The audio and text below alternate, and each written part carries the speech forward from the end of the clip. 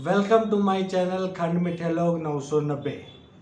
तो व्यूवर्स, आज हम आपके पास आपसे मिलाने एक ऐसी हस्ती को लाए हैं जो डिस्ट्रिक्ट रामबन के ही नहीं बल्कि जम्मू कश्मीर यूटी के भी नहीं, पूरे भारत के एक बहुत बड़े नेताओं में शुमार है। इनका मिस्टर सेवा सिंह बाली जी, जिन्होंने हाल ही में जिन्होंने एक पार्टी से बड़ी पोस्ट से इस्तीफ़ा दिया और ये बीजेपी के सीनियर नेता हैं अब।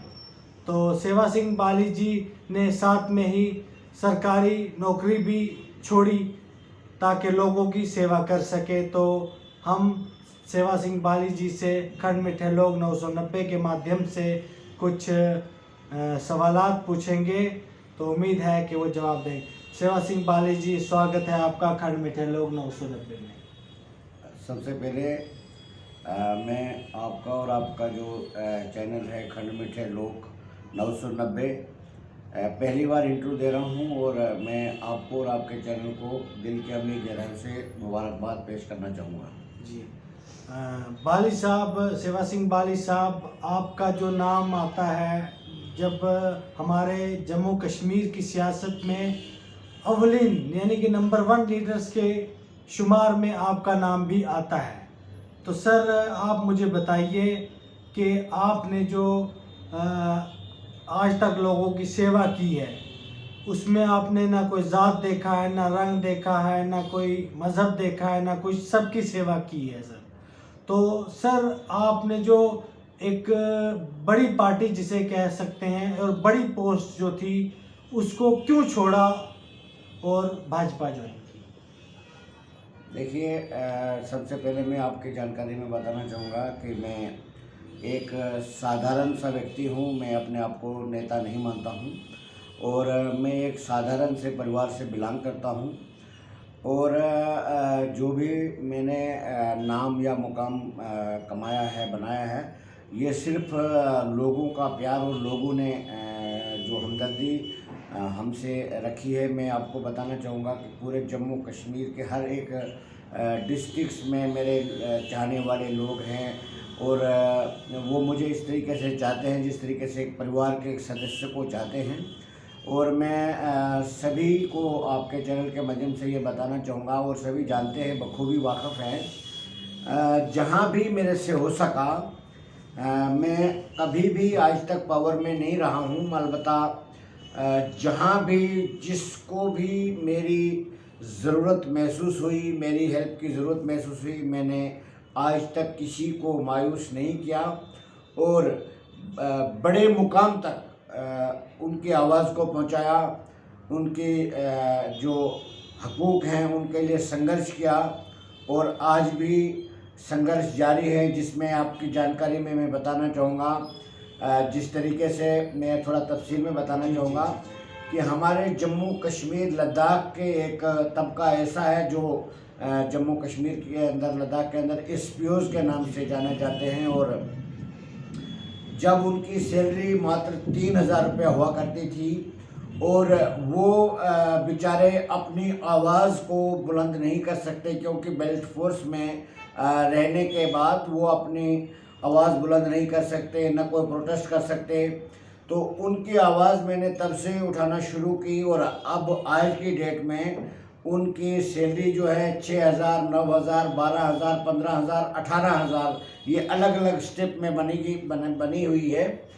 और अब उनकी लड़ाई जो है हम लड़ रहे हैं कि उनकी एक रेगुलर पॉलिसी फ्रेम हो जाए, जिससे उनको ये पता रहे कि इतने साल के बाद हमें सैलरी के साथ साथ इतने साल के बाद हमारी सर्विस जो है वो कंफर्म हो जाए। और सैलरी में इजाफे की जो मांग है उसको भी लेकर हम संघर्ष कर रहे हैं और ऑनरेबल हाई कोर्ट में भी वो मसला है। अगले दिसंबर के 5 को उसकी हेयरिंग भी है। और साथ में जिस तरीके से आपने कहा बीजेपी में जाने का कारण क्या है, तो मैं ये भी बताना चाहूँगा कि बहुत से मुद्दे हैं जिनके साथ मैं जुड़ा हुआ हूँ, जम्मू कश्मीर के आम जनता से जुड़े हुए मुद्दे हैं, उनको हल करने के लिए मैंने मुनासिब समझा। देश की सबसे बड़ी पार्टी है इस वक्त बीजेपी, तो उसमें जाना मैंने मुनासिब समझा, क्योंकि अगर लोगों के मसाइल को हल करना है तो बीजेपी में ही हल हो सकते हैं। बाकी दूसरे अपोजिशन पार्टीज़ की जो उतनी सुनवाई ही नहीं हुई, हमने भी बड़ा कोशिश की, तो इस वजह से हमने बीजेपी का दामन थामा है। और वहाँ जाने के बाद मैंने इन सभी मुद्दों को लेकर बीजेपी के हाईकमान से बात की है। सभी लीडर, जितने भी बड़े लीडरान हैं, उनसे पूरी डिस्कस हुई है। और हम उम्मीद करते हैं कि जो ये जम्मू कश्मीर के लोगों के साथ जुड़े हुए मुद्दे हैं, जो लोग परेशान हैं, जिनके मसले हल होने चाहिए थे, जिनके लिए हमने संघर्ष किया है, हमारा प्रयास रहेगा कि उनको हम जल्द से जल्द हल करें। तो जो आपकी एसपीओस की लड़ाई जो है वो आगे भी चलती जाएगी या कहीं बीच में रुक भी? बिल्कुल नहीं। एसपीओस को मैंने जैसे आपको बताया, मैं आपके चैनल के माध्यम से तमाम एसपीओस भाइयों को और बहनों को भी ये पैगाम देना चाहूँगा कि बहुत कठिनाइयाँ आती है, बहुत मुश्किलात आती है एक सच्चे रास्ते को पाए तकमील तक पहुंचना, मंजिल तक पहुंचना एक सच्चे रास्ते पर, उसमें बहुत सी कठिनाइयाँ आती हैं, बहुत सी चीज़ों का सामना करना पड़ता है। और आपके आवाज़ के साथ जिस तरीके से हमने शुरू से आज तक चला है और आने वाले वक्त में भी इस आवाज़ के साथ हम हमेशा बने रहेंगे। और आपको मैंने अपना परिवार का सदस्य कहा है और आज भी मैं आपको अपना परिवार का सदस्य ही मानता हूँ, फैमिली का मेंबर मानता हूँ। और मेरी बीजेपी में जाने के बाद काफ़ी बार बिल्कुल क्लोज मीटिंगें हुई है, जिसमें मैंने भारतीय जनता पार्टी यानी बीजेपी की सीनियर लीडरशिप को आपकी पूरी जानकारी दे दी है। और आने वाले वक्त में इस पर कोई अच्छा रिजल्ट जो है देखने को मिलेगा। और जो ही कोई जैसे आप जानते हैं कि कल 23 और 24 को बीजेपी ने एक कमेटी बनाई है जो डेली वेजेस के मुद्दों को सुने और उसके बाद वो हाईकमांड तक पहुंचाने के लिए, वो पेश करने के लिए, उन डेली वेजेस के मुद्दों के साथ भी मैंने एसपीओस का मुद्दा भी शामिल करवाया है। और वो भी पॉइंट्स जो है मैंने उसमें ऐड कराए हैं, जिसमें हमारे जम्मू कश्मीर लद्दाख के एसपीओस की रेगुलर पॉलिसी और उनकी सैलरी में इजाफा, और जो डिसएंगेज एसपीओस हैं उनको बहाल किया जाए, ये मुद्दे जो है उसमें डाला। और साथ में इनको टाइमली सैलरी मिल जानी चाहिए, यूनिफॉर्म का पैसा इनको टाइमली नहीं मिलता है, वो उनको टाइम पर मिलना चाहिए। और दूसरा, जो ऑलरेडी साइटेशन सपोर्ट्स और आईटीआई डिप्लोमा वाले एसपीओ को कन्वर्ट किया जाता है, उनकी भी फाइलें जो पेंडिंग है उनको भी प्रायोरिटी पे हल किया जाए। ये सभी मुद्दे जो है बीजेपी के हाईकमांड यानी सीनियर लीडरशिप के सामने मैंने पहुंचाई है। और उम्मीद है कि बहुत जल्द इनके ऊपर अमली जामा और कोई पॉजिटिव जवाब जो है मिल सकता है। जी सेवा सिंह बाली जी, अगला सवाल मेरा ये रहेगा कि जिस तरह से पहाड़ी जो रिजर्वेशन दिया गया कई इलाकों को, पीर पंचाल, उड़ी वगैरह कुछ कश्मीर के एरियो को, तो चिनाब रीजन को क्यों इग्नोर किया गया? देखिए, ऐसा नहीं होता है और ना होना चाहिए, ना होने देंगे, इसके लिए हम भी आवाज़ उठाएंगे।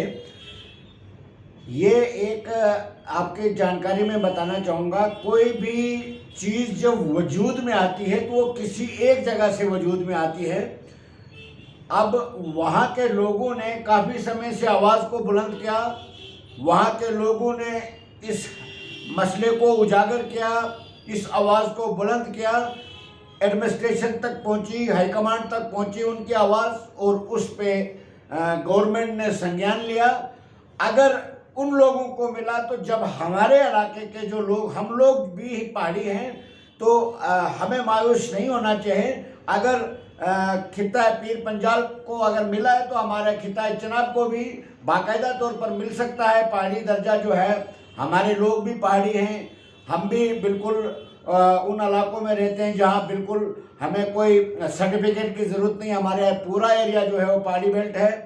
अब वहाँ के लोगों ने अगर आवाज़ उठाई तो शुरुआत तो हुई, उनको अगर राइट मिला तो हमें भी मिल सकता है और हम भी उसके लिए आवाज़ उठाएंगे, सब मिलके आवाज़ उठाएंगे। कि कोई ये मुझे नहीं लगता है कि ये कोई सियासी मांग है, ये तो एक पूरे वहाँ के पहाड़ी बेल्ट में सभी लोग, सभी धर्म के लोग रहते हैं, उन सभी की साझी मांग होनी चाहिए। और उसके ऊपर भी गवर्नमेंट को, एलजी एडमिनिस्ट्रेशन को और भारतीय जनता पार्टी को भी उस पर संज्ञान लेना चाहिए, ताकि वहाँ के लोगों को भी पहाड़ी स्टेटस जो है मिल सके। जी सेवा सिंह बाली साहब, ज़्यादा वक्त आपका ना लेते हुए आखिरी सवाल आपसे। जो लोग कहते हैं कि आप अपने जो बड़े लीडर्स हैं हमारे जम्मू कश्मीर के, जो भारत के, तो उनसे ये सवाल ज़रूर पूछना। पिछले 1 साल हो गया, गांधरी एक इलाका है डिस्ट्रिक्ट रामबन से 21 किलोमीटर दूर, 1 साल हो गया वहाँ पे लैंडस्लाइड जो है पसी आई है। 40,000 से ज़्यादा आबादी जो है एक साइड फंस के रह गई है। जो एक आटे की गुत्थी 200 रुपये की थी, वहाँ पे 400 रुपये पड़ती है। तो सर एडमिनिस्ट्रेशन ने भी प्रयास किया, वहाँ पे 2 बार मशीनें लगाई, तो उसके बारे में आप कुछ बोलेंगे? बिल्कुल बिल्कुल, बहुत सही बात आपकी है। मैं खुद वहाँ से गया हूँ, मैं उस पस्सी से खुद एक बार मैंने विज़िट किया है। और मैं आपके चैनल के माध्यम से जम्मू कश्मीर के जो हमारे ये एडवाइज़र साहब हैं, मैं उनसे उनके नोटिस में ये बात लाऊंगा, क्योंकि PWD R&B डिपार्टमेंट जो है उनके अंडर है। और DC रामबन से भी मैं परसों मंडे ट्यूसडे को खुद मिलूँगा और यहाँ पर एडवाइज़र साहब के नोटिस में ये बात लाऊंगा, क्योंकि वहाँ के लोग, वो वैसे ही बैकवर्ड इलाका है, दूर दराज इलाका है, और उसके बाद भी रोड का वहाँ पर कट जाना, लोगों को वहाँ के जो लोगों में रोज़मर्रा की चीज़ें वहाँ तक पहुँचाना, पहुँचना ही बहुत बड़ी मुश्किलात का सामना है। और उसके बावजूद रोड भी अगर कट के रह गया है तो ये बहुत मुश्किलात है। और आने वाले वक्त में और मज़ीद सर्दियों का मौसम आने वाला है, बर्फ़बारी का मौसम आने वाला है।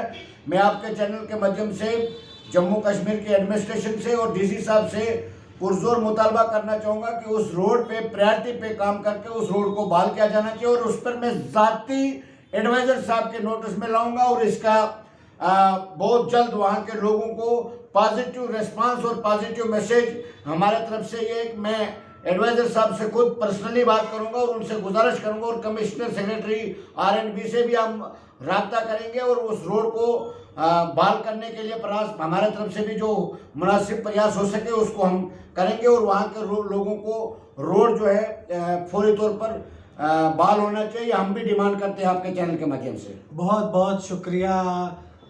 तो ये थे हमारे साथ मिस्टर सेवा सिंह बाली जी, जो सीनियर BJP लीडर हैं और उससे आगे, उससे सबसे अच्छे और बढ़िया इंसान भी हैं सेवा सिंह बाली जी। और सेवा सिंह बाली जी, आपका बहुत बहुत शुक्रिया हमारे चैनल खंड मिठे 990 को इंटरव्यू देने के लिए, अपना कीमती वक्त निकालने के लिए।